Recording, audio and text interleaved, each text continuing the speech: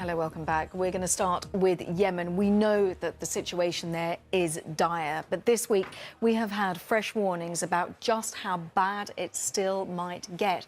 First, the UN warned that half the country's population, that's 14 million people, are facing pre-famine conditions. Here's some more of what they had to say. There is now a clear and present danger of an imminent and great big famine engulfing Yemen, much bigger than anything any professional in this field has seen during their working lives. So that's a warning from the UN. Next, we have a warning from Oxfam. This is a report which says that the figures are really bleak. It claims that one civilian has been killed every 3 hours in Yemen since the beginning of August. It also says that there have been more than 1.1 million death cases of cholera in just the last 18 months, and that over 2,000 of those have proved fatal.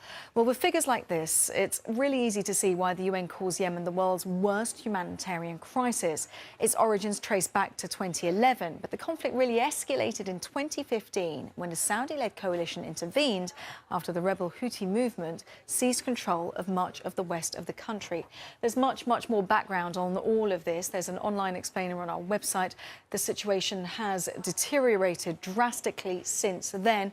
Orla Guerin has been there very recently, and she explained what she saw.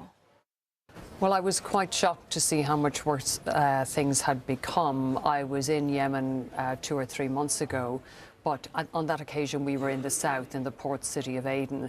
This time we managed to get to the capital, Sana'a, in the north. Now, the journey was quite risky. We had to pass from one side to the other, from the government-held side to the rebel-held side. But when we did manage to reach the north and travel around, we got a very clear and very harrowing picture of the scale of the civilian suffering. And I think that is the thing that I came away with most. When you are there and you're in the hospitals and you're seeing these children who are literally, in some cases, reduced to skin and bone, whose limbs are absolutely tiny. You see the devastating impact of malnutrition. You see parents sitting by the bedside, and instead of watching their children getting stronger every day, they're watching them getting weaker every day. We interviewed one man who had 8 children who literally had nothing to give them. He said they were living on bread and tea. And he kept showing me his 2-year-old, his younger son, and saying, you know, the older he gets, the thinner he gets. So there are many families across Yemen in that situation. The United Nations is really trying to ring an alarm bell at this stage about the risk of famine on a massive scale, famine on a scale that hasn't been seen for 100 years.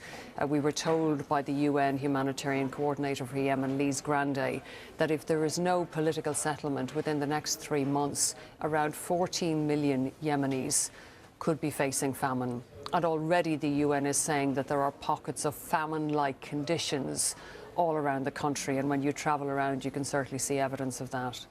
Of course, there is a conflict, so it's very difficult to get around. Certainly there is no freedom of movement. You need permission not just to enter the country, but to move around once you're inside. You have to negotiate your way through checkpoints. You need permissions.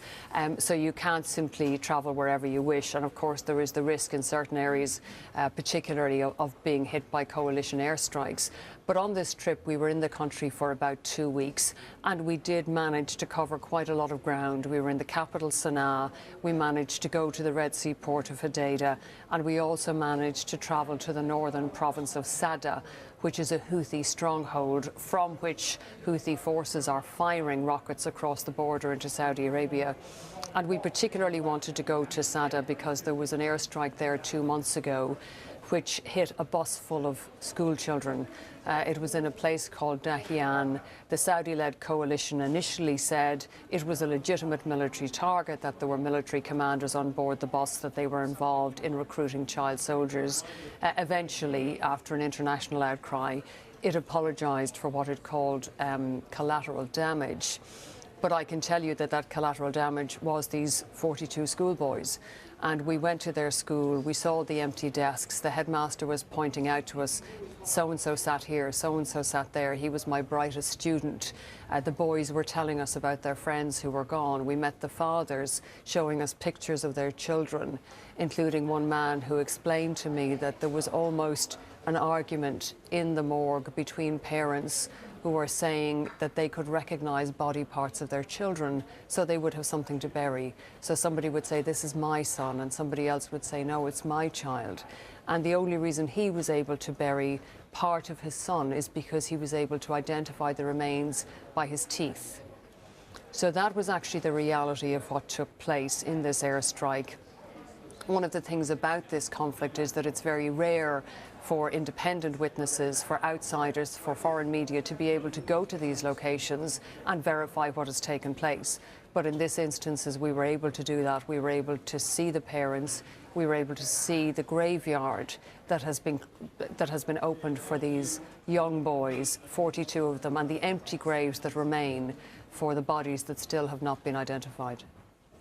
Orla, when you spoke to the parents, when you spoke to the people that you made contact with, do they feel they've been forgotten? Completely.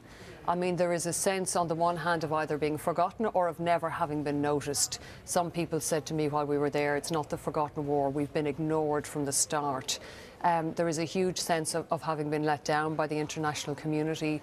People cannot understand how this conflict has raged for more than 3 years in what was already the poorest country in the Arab world.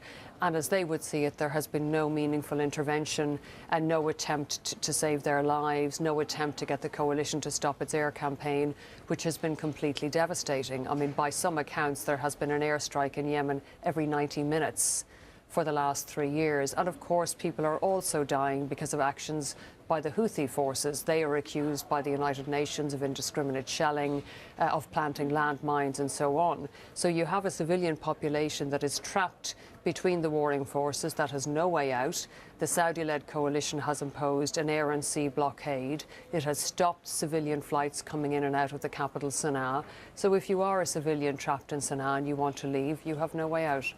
Our thanks to Orla Guerin for bringing that to us, and also Orla's report is on our website. That explainer about the conflict in Yemen there also.